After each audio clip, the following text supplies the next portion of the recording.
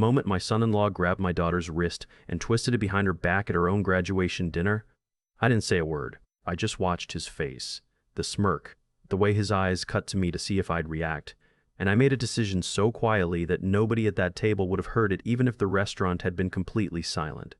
I'm not a man who makes scenes. Never have been. I spent 32 years building a commercial real estate consulting firm in Charlotte, North Carolina. And in that business, you learn fast that the loudest person in the room is almost never the most dangerous one. My name is Gordon Ashford. I'm 58 years old. And what I'm about to tell you is the story of how I dismantled my son-in-law's entire life using nothing but patience, documentation, and one very important phone call on a Tuesday morning in February. My daughter Lee is 31. She has her mother's laugh and my stubbornness, which is a combination that has gotten her both into and out of more trouble than I can count. She met Brent at a real estate conference in Raleigh 4 years ago. He was charming in that way that men who've practiced being charming always are. Warm handshake, good eye contact, remembered small details about conversations from weeks before. I liked him at first. I want to say that clearly because it matters. I genuinely liked the man. He proposed to Lee 14 months after they met. She called me from the parking lot of a restaurant crying happy, and I sat on my back porch and listened to her and felt something that I can only describe as the specific kind of relief a father feels when he thinks his daughter has found someone solid. I was wrong. But I didn't know that yet. The wedding was in October.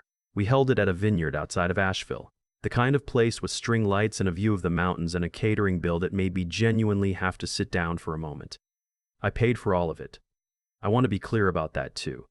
Every single dollar, because Lee is my only child, and her mother, my wife Patricia, had been talking about this wedding since Lee was about 7 years old, and when Patricia was diagnosed with MS 6 years ago, and we realized that some things we planned on were going to look different, I made a quiet promise to myself that the wedding would not be one of them. Patricia was there in October. She was having a good stretch, and she looked beautiful, and she danced with me for the first time in 2 years because her legs were cooperating that night. I keep that memory separate from everything that came after. It belongs to itself. The problems with Brent started small, the way these things always do. A comment at Christmas about how Lee spent her free time, a habit of checking her phone when she left the room, then pretending he hadn't when she came back. He had a temper that he managed carefully in public and less carefully in private. And Lee told me about small incidents over about 18 months, his hand on her arm too hard, a plate that ended up on the floor during an argument, a trip to visit me that he'd agreed to and then made her cancel 48 hours before because of something vague and unverifiable. I listened. I didn't push. I asked questions. Lee was not ready to call it what it was, and I understood that, and I knew that the worst thing I could do was make her feel like I was the one pressuring her rather than the one waiting for her. So I waited, and I watched. And I started keeping notes in a plain gray journal I bought at a drugstore and kept in my desk drawer at the office. The graduation dinner was for Lee's master's degree. She'd gone back to school part-time while working, and it had taken her 3 years, and she was proud of it in a way that was quiet and real. We went to a restaurant downtown, me, Patricia, Lee, and Brent. Brent had made a comment earlier in the week about the degree being a lot of effort for something she'd never actually use, and Lee had laughed it off. And I had written it down when I got home. At dinner, Lee was talking about a position she'd applied for. A step up, better salary, a company she'd been watching for a couple of years. Brent interrupted her twice. The third time she started to explain the role, he reached across the table and grabbed her wrist, not violently, but firmly, possessively, in the way that is designed to communicate ownership rather than affection. And he said, very pleasantly, "Lee, nobody needs the full presentation." Patricia looked at her water glass. Lee stopped talking. I looked at Brent, and he looked back at me with that small smile, and I picked up my fork and finished my meal without saying anything at all. In the parking lot, while Patricia was saying goodbye to Lee, Brent stopped next to me and said, almost as an aside, "I hope that wasn't too much for Patricia. I know these long evenings wear her out." It was said with complete pleasantness. It was also a reminder that Patricia was diminished, that she was a liability, that he understood something about our family's soft points. I drove home, and I sat in my study, and I opened the gray journal, and I wrote down everything. The wrist, the interruptions, the comment in the parking lot, the time, the date. Then I called my attorney, a woman named Faye Drummond who I've worked with for 15 years, and I said, Faye, I need to understand exactly what I'm legally permitted to do in preparation for a situation that hasn't fully developed yet. She asked me to come in that week. What followed was approximately 4 months of the most deliberate period of my life. I'm not going to make it sound more dramatic than it was.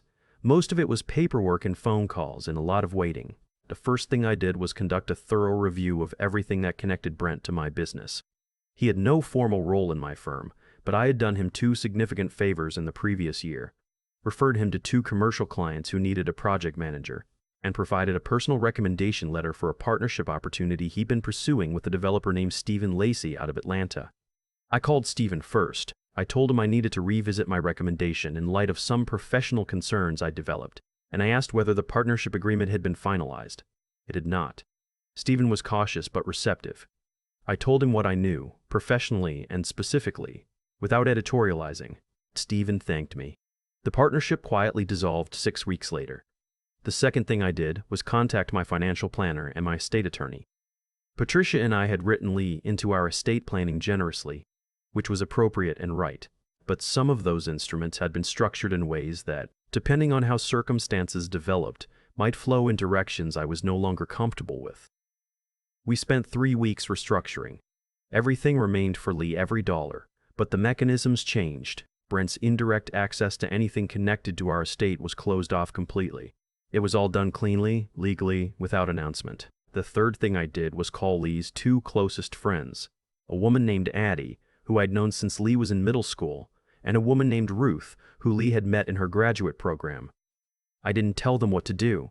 I told them what I had observed, specifically and without exaggeration, and I told them that I was not going to interfere with Lee's choices, but that I wanted people who loved her to be paying close attention. Both of them were already worried. Addie told me that Lee had mentioned feeling like she was walking on eggshells at home. That phrase went into the journal. What I had not anticipated was what came next, and it came from an unexpected direction. Lee's firm had a company credit card program. Brent had, at some point in the previous year, gotten himself added as an authorized user on Lee's corporate card, something that should never have been permitted, and that Lee had apparently not fully understood the implications of when she'd agreed to it. He had been using it, not dramatically, not in ways that immediately screamed fraud, but consistently. Dinners charged as client entertainment when there had been no client. A flight to Nashville that corresponded with a weekend he told Lee he was at a work conference in Greensboro. Hotel charges in amounts that did not match any travel Lee was aware of. I found this because I was paying attention and because I asked questions, and because Lee, who had by this point started to understand what she was living in, even if she wasn't ready to name it, started to share things with me. She showed me a credit card statement. I asked a careful question. She showed me another. I brought the statements to Faye. Faye confirmed that the use of a corporate credit card for personal expenses by an unauthorized third party could constitute fraud, and that depending on the amounts and the pattern, it could be significant. She told me to collect everything before doing anything and to not tip him off. So I collected 6 months of statements. Lee was gathering them from her end carefully, the way women who've learned to be careful do it. I organized them, cross-referenced dates, built a simple timeline in a spreadsheet. The Nashville weekend had been, as far as I could determine, not a conference. There were 2 other weekends with similar patterns. I want to pause here and tell you something about what this period felt like, because I think it's important. It was not satisfying. I want to be very clear about that. There is a version of this story where the father is enjoying himself, relishing the investigation, feeling powerful and in control. That was not my experience. My experience was sitting at my desk at 11 o'clock at night, going through credit card statements and thinking about the 7-year-old girl who used to fall asleep in my car on the way home from soccer practice, and feeling something so much heavier than anger that I don't have a clean word for it. I did what I did because it needed to be done, not because it felt good.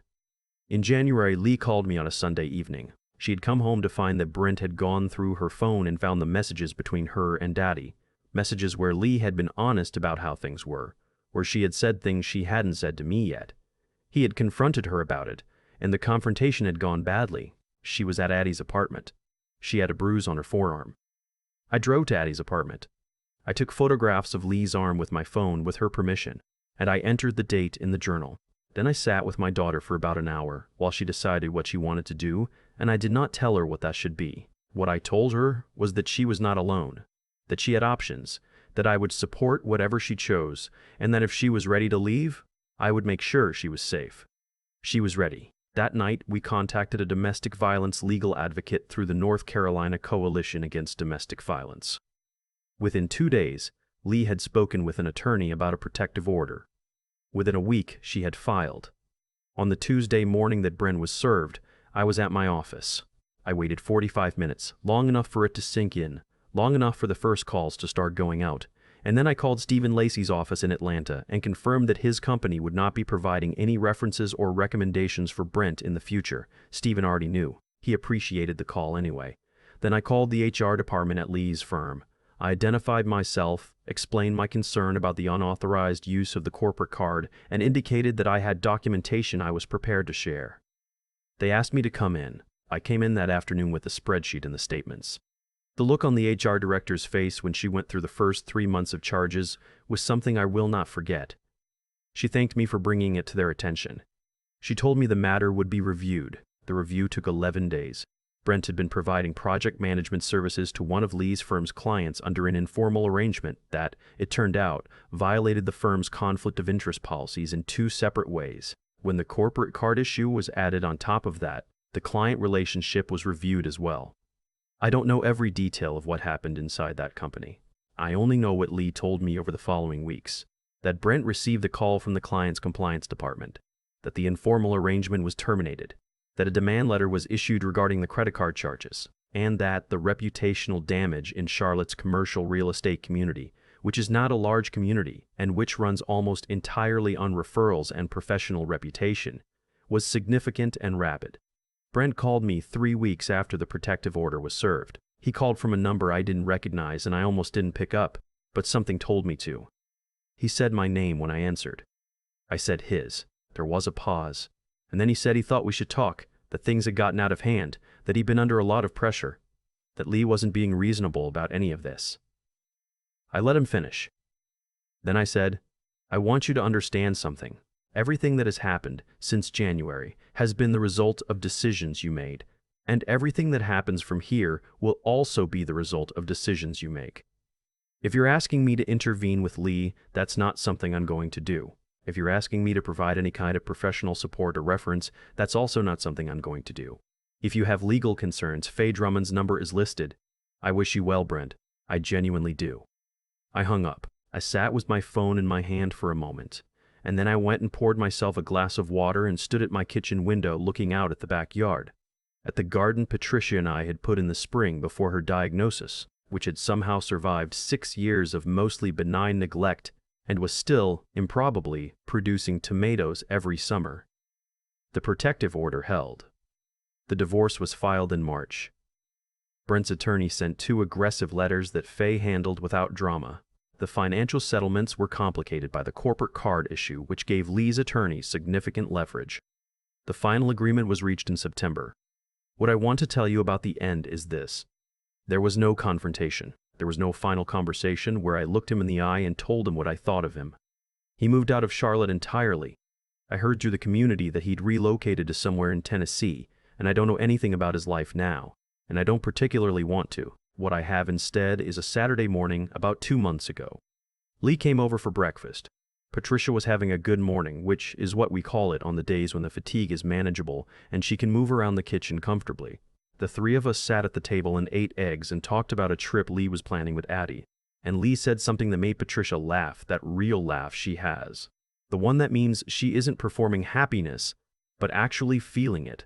And I sat across the table from my wife and my daughter and thought, this is what it was for. I don't have advice. I'm not the kind of person who wraps things up with lessons. What I will tell you is that patience is not the same as passivity, and silence is not the same as weakness. And the most effective thing I ever did for my daughter was not the investigation or the documentation or the phone calls. It was sitting in Adie's apartment on a Sunday night and not telling her what to do.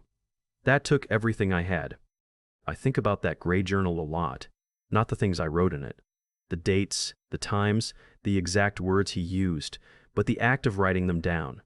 What it meant to choose documentation over confrontation. What it cost me to sit at that dinner table and pick up my fork and finish my meal while something in my chest was doing things I don't have clean language for. People ask me sometimes, Not about this situation specifically, but in life generally.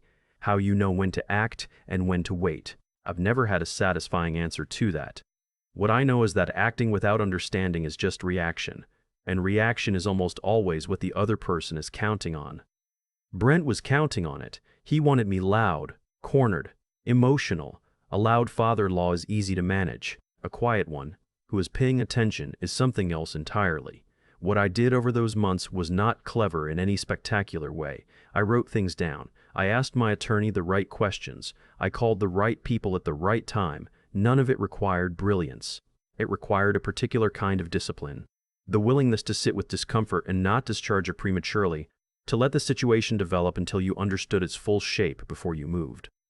That kind of discipline is learned. I learned mine over 30 years of business negotiations, of watching deals fall apart because someone couldn't hold their position, couldn't wait, couldn't resist the need to feel powerful in the room right now instead of effective next month. What I did not expect was how much it would ask of my character. Not my patience, not my strategy, but my actual decency as a person. There were moments when I had information I could have used destructively. There were phone calls I could have made that would have been satisfying in the short term, and wrong in every other way. Choosing not to make them wasn't heroic. It was just the only way I could look at myself afterward. The line between protection and revenge is thinner than people want to admit, and I had to keep finding it, over and over, through the whole of that year. And Lee, what she did took something that I'm not sure I fully had at her age. The strength to name what was happening to her, to gather evidence carefully while living inside the situation, to trust that leaving was possible even when everything around her was designed to make her feel like it wasn't. That kind of inner fortitude doesn't come from nowhere. It gets built over time, through small choices, through deciding repeatedly that your own perception of reality is worth trusting. She built it. I watched her build it.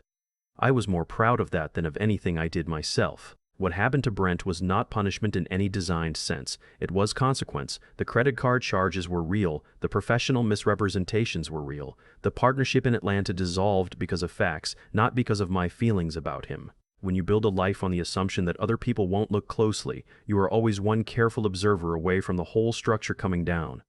He made that calculation, and it was wrong. That's not karma in any mystical sense. That's just how accountability eventually moves through the world, slowly and without drama, when someone decides to document instead of react. The tomatoes are coming in again this summer. Patricia picked the first ones last week.